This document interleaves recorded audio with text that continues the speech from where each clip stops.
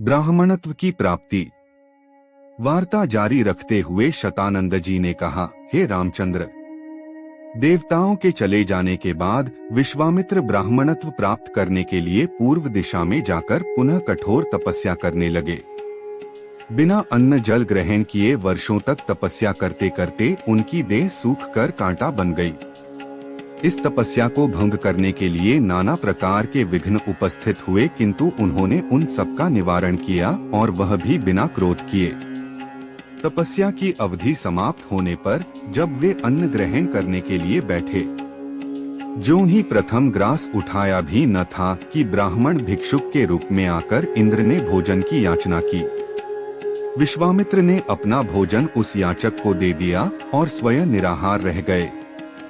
इंद्र को भोजन दे देने के पश्चात विश्वामित्र के मन में विचार आया कि संभवत अभी मेरे भोजन ग्रहण करने का अवसर नहीं आया है, इसीलिए याचक के रूप में यह विप्र उपस्थित हो गया।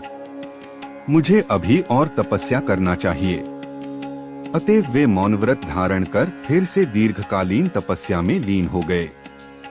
इस बार उन्होंने प्राणायाम से श्वास रोककर महादारुण तप किया। उनके तप से प्रभावित देवताओं ने ब्रह्मा जी से निवेदन किया कि भगवान, विश्वामित्र की तपस्या अब पराकाष्ठा को पहुंच गई है। अब वे क्रोध और मोह की सीमाओं को पार कर गए हैं। अब इनके तेज से सारा संसार प्रकाशित हो उठा है। सूर्य और चंद्रमा का तेज भी इनके तेज के सामने फीका पड़ गया है। अतएव आप प्रसन्न होकर इनकी अभिलाषा पूर्ण कीजिए।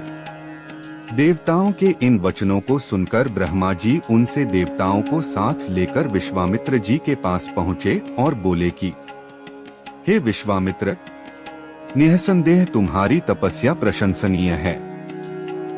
हम तुमसे अत्यंत प्रसन्न हैं और तुम्हें ब्राह्मण श्रेष्ठ की उपाधि प्रदान करते हैं। तुम संसार में महान यश के भागी बनोगे।